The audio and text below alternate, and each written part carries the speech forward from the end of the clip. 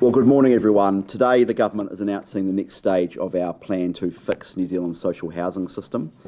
Social housing should be there for people who genuinely need it, as long as they need it. But where people can move forward, the system should help them to do that. Social housing should be a safety net, not a trap. Right now, the system is not fair, it's not targeted enough, and it's not working well for the people who need help the most. Similar households can receive very different levels of support depending on whether they're in a social house or a private rental. On average, social housing tenants on a main benefit have about $105 more per week left after housing costs than comparable private renters receiving the accommodation supplement. At the same time, the social housing support system is becoming more and more expensive.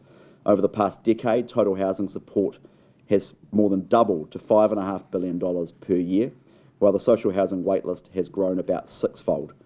That tells you something important. We're spending more, but the system is still not delivering for those who need it the most. We also know too many people are getting stuck. 30% of tenants have been in social housing for more than 10 years. Households are now forecast to remain in social housing for an average of 16.7 more years. For some people, long-term support will always be needed, and that won't change. But for others, social housing should be a pathway to independence. The current system too often says once you're in, you stay in. We want a system that says if you need help, it will be there, and if you can move forward, we will back you to do that. That matters because every social house that becomes available can support another family in serious need. Modelling shows if 10% more tenants exit after 5 years, around 6,000 more vacancies could open up over a decade. That's 6,000 more opportunities for people in genuine need to get into warm and dry housing. So today we're announcing 3 big shifts in our social housing system. First, we're going to refocus social housing on those who need it most. The needs assessment will be redesigned so it better identifies people facing severe and persistent barriers to housing.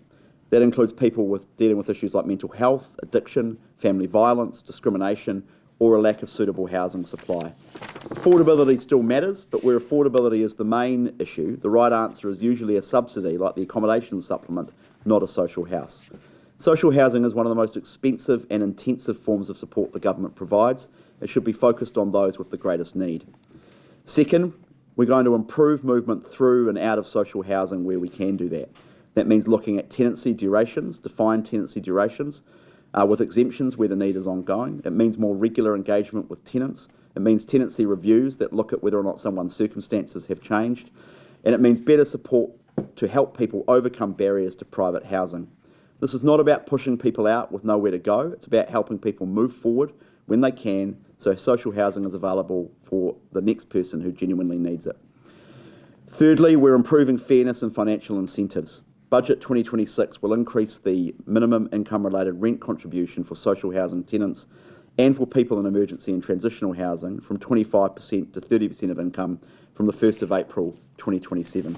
For social housing tenants, that change will be phased in over 12 months at each tenant's annual review or their next change in circumstances.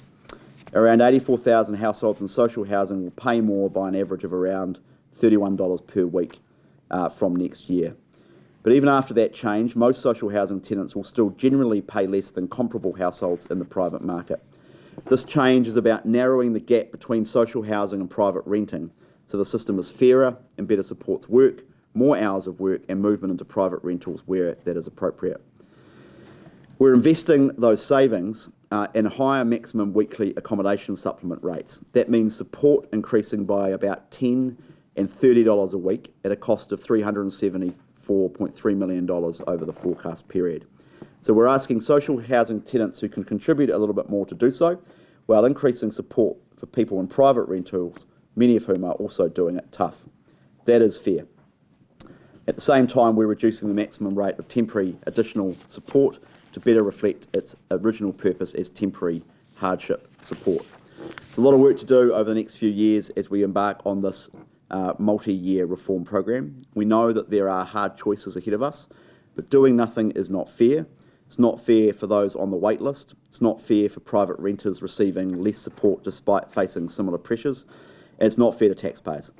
It's not fair to people in social housing who could move forward with the right support, but are instead left trapped in a system that doesn't encourage independence.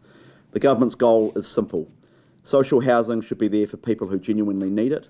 It should support people for as long as they need it, but where people can move forward into independence, it should help them to do so.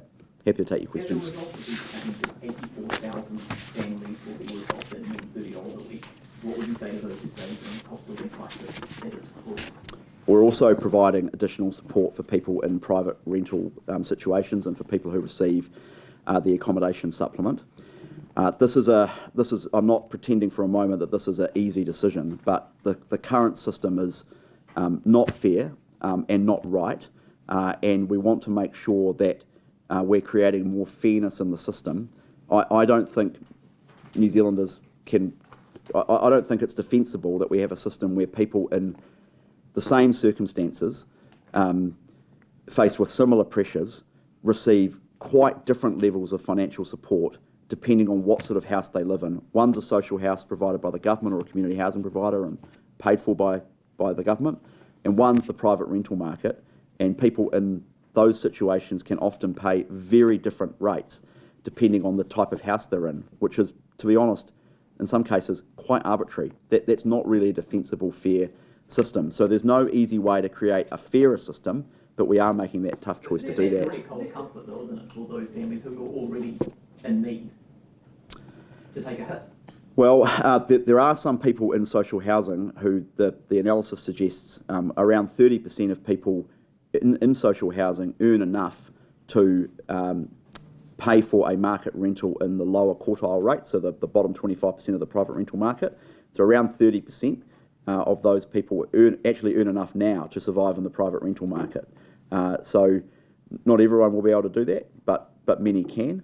There are also around 1,100 people in social housing now who already pay market rents, so that they pay the prevailing market rent for the area because they earn enough. Now it's a small number for sure, but it illustrates the pickle we've got ourselves into as a country when it comes to the system we've got. Your political opponents have spent much of the last year making a point that, or arguing that your social housing policies have led to more homelessness.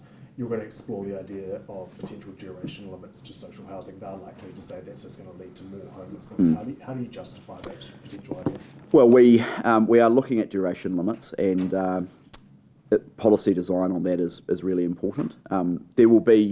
There's a spectrum of need out there, and part of the issue is that we don't know enough about the people who are in social housing and who need to get into social housing. There will be a range of people for whom a social house, probably for the rest of their life, is appropriate, and the role of the government should always be there to provide warm and dry housing for people in those situations. But there are also people who don't actually need it for a long length of time. 30% of people spend 10 years or longer. The average length of stay from today is another 16.7 years. That's increased in the last 7 years or so. So there will be a range of people for whom they don't actually need it. Need it for as long as they are in there, and as I indicated before, actually earn enough to survive in the private rental market. So all of these things intersect together mean that a duration limit, with exceptions for those who need it for longer, can move people out of social housing. And of course, everyone moving out of a social house who can survive in the private rental market with an increased accommodation supplement level, or who can just survive more generally, frees up a place in social housing for those with addiction problems or mental health or disabilities or family violence survivors. Some of those people who are on the register right now who miss out on social housing because they can't get in because there are people in social housing who earn enough to not be in social housing or who are in a range of circumstances which means they don't need it. So we've got, we've got this incredibly backwards, inequitable situation. And I think if you ask most New Zealanders, look, who should social housing be for? They would say it's for people with disabilities, it's for family violence, it's for addiction, it's for mental health, it's for people down on their luck who've got a range of things going on in their lives that mean the government should help them. That's who social housing should be for, and that's what we're creating a system for. Are you confident, though, that these changes aren't going to lead to a further increase in homelessness? Yes. I mean, the government provides extensive support for people in housing need, and we've recently put some more money into rough sleeping support, for example, by funding the Housing First program, which is the evidence-based proven model, and that's going really successfully. I don't have the numbers right in front of me, but we've housed hundreds of people who have been rough sleeping and have come off the streets and moved into housing first housing places, and we'll continue to invest in that program because it works, and this is actually about making sure that rough sleepers and people in really severe housing need have more of a chance to get into social housing. So all of these parts of the system, work together. Why are you making these changes? Sorry, Anna. 200 million over the forecast period, which isn't huge compared to how much you're spending overall. Yep. Do you have a figure or a percentage in mind for that second tranche about how much you need to save? Well, the second tranche of the reforms. Well, it's the savings are up. This is a multi-year program of reform, both at a policy and operational level, and at an equity level, a financial level.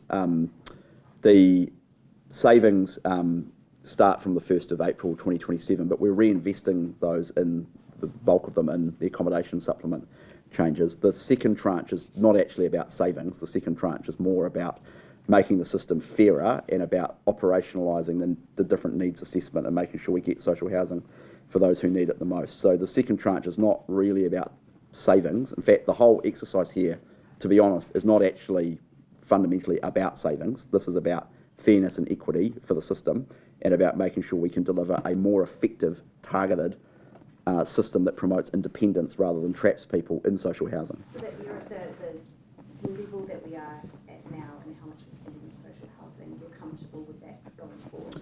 Well, I want to get the cost down over time, but my point around the $5.5 billion is that it is unsustainable in a financial sense, but we're not getting bang for buck out of what we spend in that money. Now, the solutions to getting that amount down over time, which is a large impact on the government's books, are multifaceted. It's partly the work we're doing here through the social housing reform, getting more bang for buck and value for money. It's partly the stuff we're doing through the flexible fund and reducing down the cost of the new housing supply that we put.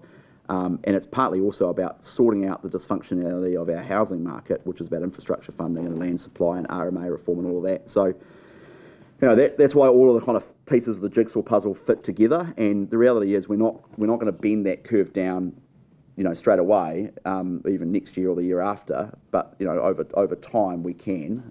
But it's going to take years and years of hard grind and frankly tough decisions like this one. Why are you making the decision though in this budget to increase rents when you haven't done that work around incentivising people to be able to get out of these places, be able to take on more work, get that job, to get them out of that trap? Well, that is actually what the increasing the income-related rent contribution does. So the combination of increasing the IRR contribution from 25 to 30, asking people to pay a bit more per week, and also reinvesting that into the accommodation supplement. That as the sort of slides demonstrate, that actually is partly what creates the incentive.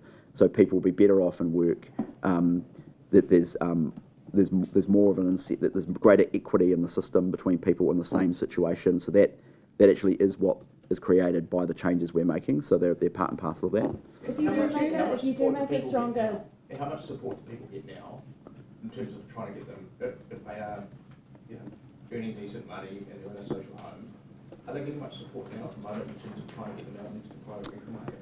Well, there is some support available through MSD, and part of what we're looking at in this reform program is what more can we do to help people do that. And so it's a bit of a carrot and stick thing. So if you've got the duration limits and a responsibilities framework, both obligations imposed by government, which is actually what we do through the welfare system. And this government's, Louise is not here, but this government has put more obligations through the welfare system, which we don't do for social housing.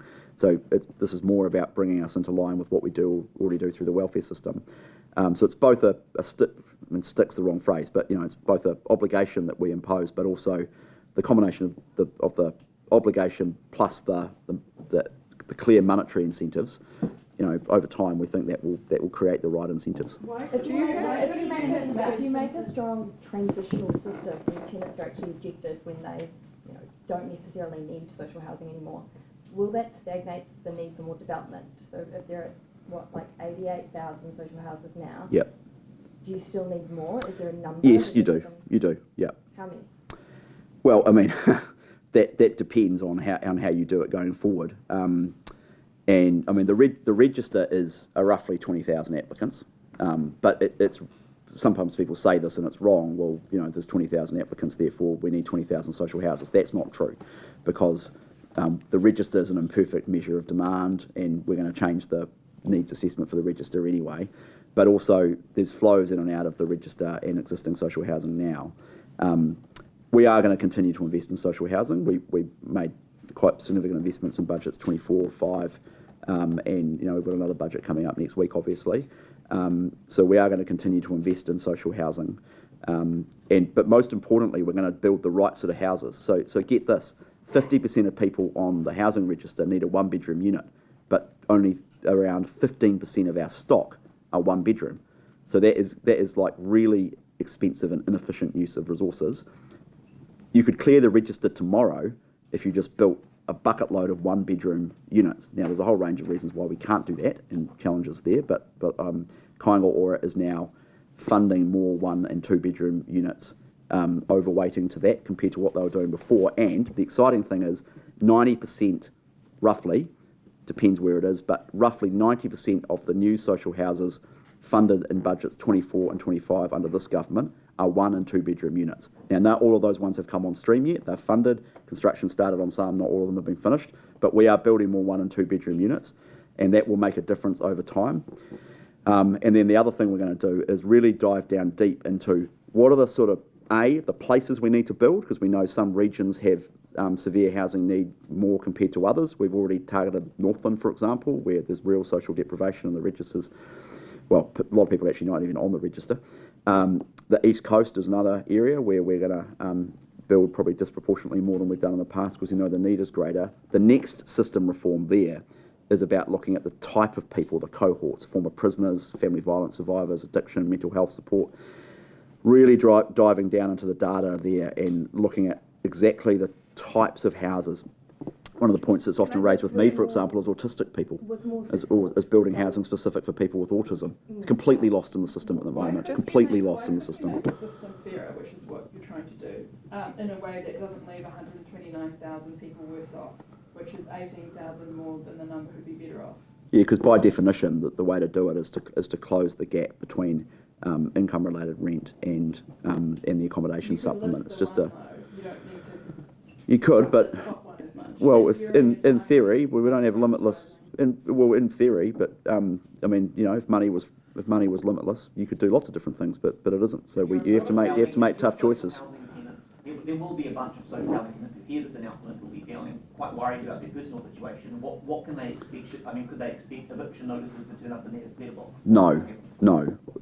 What they should hear is that the government is trying to make the system better for them and fairer for everyone who needs social housing. You know, that is what we are trying to do, and I don't pretend for a moment that it is easy. And I don't pretend that it won't,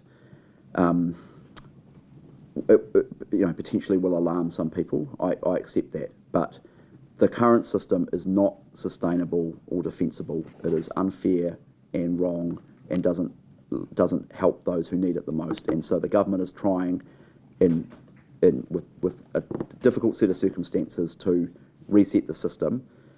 Past governments have just looked at this and said, yeah, that doesn't seem right, that's wrong, but it is what it is. There's nothing we can do about it. We're prepared as a government, as we are in so many different policy areas, prepared to take on the tough challenges and deal with them. And that's what we're doing. You may not have this.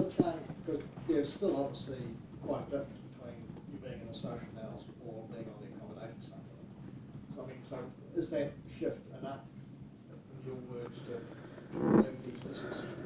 Yeah, well, you're right. We looked at a range of scenarios around that, and I mean, to Janae's point,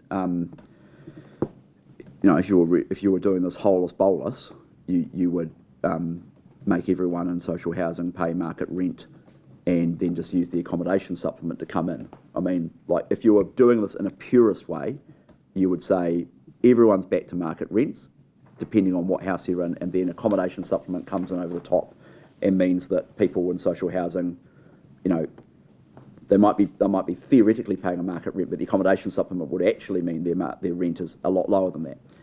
That'd be like the purest way to do it. We rejected that. We rejected that because that would cause firstly, it's very complicated to do. Like it sounds conceptually good, and there are lots of things that are conceptually good, but very complicated to do in practice, and also would lead to real inequity. So, inequity on the other side of it. So we've gone for, I think, what's a balanced approach, which is bumping up the contribution of income-related rent a bit, and reinvesting that into the accommodation supplement to bring the subsidies closer together, and then at the same time, this is why they all sort of fit together, at the same time refocusing the needs assessment, so we're looking at social housing for those who need it most. What effect do you expect increasing the accommodation supplement to have on wider rental prices? I mean, is there a risk that just drives up? No, I mean, this is quite a common argument that sometimes people make. There's been extensive research done into this. That the short answer is no, and it's partly by design because it's part of the income support system and the way in which it's paid, and it's a very complicated formula. So I can point you to all the academic research that indicates that. The short answer is it's captured overwhelmingly by households, not landlords. There's like a completely legitimate concern that you just throw money in and just goes to landlords, like landlord capture. There's actually not a lot of evidence. In fact, the evidence is the opposite, that it's actually captured by tenants, and so it goes to the people who need it the most. So. And the rates haven't been updated since 2018. Yeah, so 2018. So this is the first update for rates since for 7 years or 8 years. Do you have a figure? You talk about this kind of movement into upward mobility, wanting people to become independent. Do you have a number of how many people you expect or households you expect to come out of social housing as a result? No, because that will be not right now. When would that number become available? Well, it's I suppose what I'm announcing today is the start of quite detailed policy work, and I wanted to be as upfront and transparent with people around that policy work. And so I've announced 3 big system shifts in the social housing system, and it will take place over the next 2 to 3 years. So there's a lot of work still to do, and we don't have the answers to every question on day one. But I also, the last thing I want to do is just have officials in the government go off and do all of this policy work, and then people find out about it later. So I'm trying to take people on the journey with us, and we also didn't just want to announce the budget changes without the wider context. That's why it's quite complicated. So, On the accommodation supplement, Louise Upson's making changes to this also, and officials have warned in terms of the impact that it could have in terms of rising the contribution amount. Māori will be disproportionately impacted. Is this on the TAS? Yeah, this is on the accommodation supplement. She's introducing it as part of... Oh, this is the stuff from Budget 2025, I think. It might even be maybe earlier than that. She's added this to the 18 to 7, the 17 Oh, yeah. But one of the warnings just around Māori being disproportionately affected, but also that it would reinforce lower home ownership rates among Māori. How can you ensure that if you move these, like you say, you're moving these people into independence and that they can afford to pay private rentals, etc. How can you ensure that you're not setting them up to fail later by removing them from this safety net, I suppose? Well, we're providing more generous support through the accommodation supplement. It's quite a sizable increase. It's $375 million a year. There'll be some tweaks that Louise is making separately to this, and we made some tweaks last year as well. So she's limiting some of the support for homeowners through accommodation supplements. It's meant to be for renters, not meant to be for homeowners. But the way it works is, This will be different, but would there be a similar risk that people are, as to pointing to Craig's, there's a cost of living crisis. How can people get ahead when they're moved into the private market? That's exactly by policy design, is that people will get ahead by moving into the private market more than they otherwise would be at the moment. I mean, that's exactly what we're trying to do, and we've published the sort of analysis around that. I mean, there's that's a guarantee. Well, individual circumstances will differ, and I hesitate to you can't guarantee anything. Politicians always get in trouble when they guarantee particular things will happen. We're trying to work hard on a very complicated area of public policy design to get the settings and the incentives right in the system, focused on independence and fairness. And there's a lot of work still left to do. Take one or two more.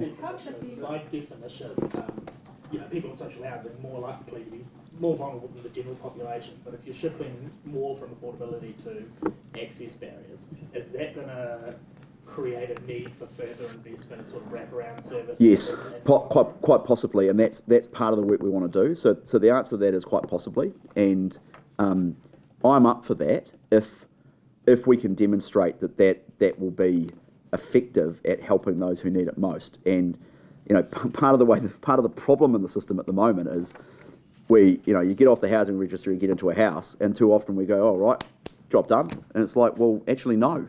Like, being in a house is great and actually is the precondition for further support, but often the further support doesn't happen. And this has been part of my problem over the years with Kāinga Ora, is they've been overly focused on that stuff, and it's often the community housing sector, the Salvation Armies and other groups like Emerge and others who both do the house but then also do the extra support on top. Think about Community of Refuge Trust in Auckland, for example. They've been running a pilot with HUD, and there's some ACC money involved as well for people with severe mental health needs. So the court does the social housing, and then there's some extra support through a variety of complicated funding structures to people with for those people who've got mental health need and support, and they're staying in the housing for longer and having improved health outcomes as a result. That's the type of system I want to build, is that we build the right sort of houses in the right places for the right people, but there's a lot of work still left to do on who those people are and how we find out who they are and what sort of support they need. The system is very bad at that at the moment. That's what we're trying to change. So the short answer to your question is yes, we're up for that increased support where it's effective and where the analysis shows it's effective, and there's a lot of work left to do on that. I just have a couple of questions. The first is on the duration limits. You obviously don't name a number in there, but you do on the slide. You do talk about that if people came out after 5 years. So it's just a proxy. It is, but I guess speaking more generally, would 5 years to you be like an ideal kind of point? I wouldn't get fixated on the number. That was just there as a proxy to illustrate the point around how if people move out, it frees up other spaces. So we're going to do the policy work around that, and I don't want to get ahead of where that policy work leads. But we're just saying a duration limit as a concept. So it's not like a house for life, that it's a house for a certain period of time, and after that your need gets reassessed. And so that's what we're indicating. And you've talked about obviously the wait list. There's about 19,000, 20,000 people on there at the moment, and also there are some people that currently are in social housing that that maybe don't need to be there. And obviously the easy way to kind of fix for those people that are on the wait list is to build more houses. I've just pulled up the HUD stats over the past year. KO, the KO stock is down by 500. Yeah. I know you point to CHPs as an option, but KO also has the power to increase that stock. Only if we fund them. Well, only if we fund them. I mean, you're looking at a point-in-time comparison. I also know, for example, that in the next 2 months, around 1,000 Kāinga Ora houses are coming on stream because they're being finished. KO tends to, again, long story, but the way their funding seems to work is, and the way their construction cycles work is a lot of houses come on stream in April, May, June. So I know for a fact that there's around 1,000 in the next couple of months that will turn key and people will move into those houses. So they can keep building when we fund them to, but this is one of the reasons why we're doing the asset divestment, the house sales in Kāinga Ora at the moment, is they are selling expensive houses that are often run down in quite well-to-do areas of Auckland and Wellington and other places, and those proceeds are being reinvested in upgrading existing houses or building, in some cases, new houses in other areas, but much more intensively. It's proving a very successful model. I'm opening a new housing development in Taita in a couple of months, I think. So there's currently 3 houses on the land. Kāinga Ora has bowled them, and they're now replacing it with 7 houses on the land. So they're making much greater use of the land that they've already got and the stock that they've already got, because often, $200,000 or $300,000 spent upgrading a home actually creates basically a new home. And a lot of Kāinga Ora stock is extremely old, and there are lots of it built in the 1950s for which we have not spent enough on it over the years. So we are progressively improving the quality of the stock as well. So, yeah, I'm really proud of the work that's going on there. Just in very practical terms, how are you going to shift people out of, so, I mean, to your point, some of these people have lived in these houses for many, many years, have viewed them as a house for life, maybe more than 10 years they've lived there. How practically will they be shifted out without causing massive upheaval? Well, they have tenancy agreements like every other tenant, and there are limited tenancy reviews now. So that is essentially the legal mechanism. But we'll be approaching it in a very fair-minded and way where we're socially conscious of people and their circumstances, but it won't be easy. But we also haven't made those decisions yet. So, but I mean, there will be some people who would say, well, you should make all the decisions and then announce it. But of course, in the meantime, I'm just trying to be upfront and transparent with people and make sure that people are aware of the journey we're on as a government. We are genuinely trying to tackle these very tough social issues, and the system at the moment doesn't really work that well for anybody, and it certainly doesn't work well for taxpayers or the people who are in need of social housing. So we are making a series of complicated and tough decisions to try and reset the system. When do you think that new needs assessment will be in place? What does my little slide deck say here? I think 27, I think 28, 29 is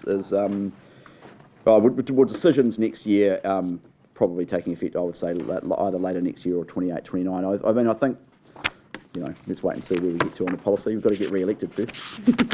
Hey, thanks very much.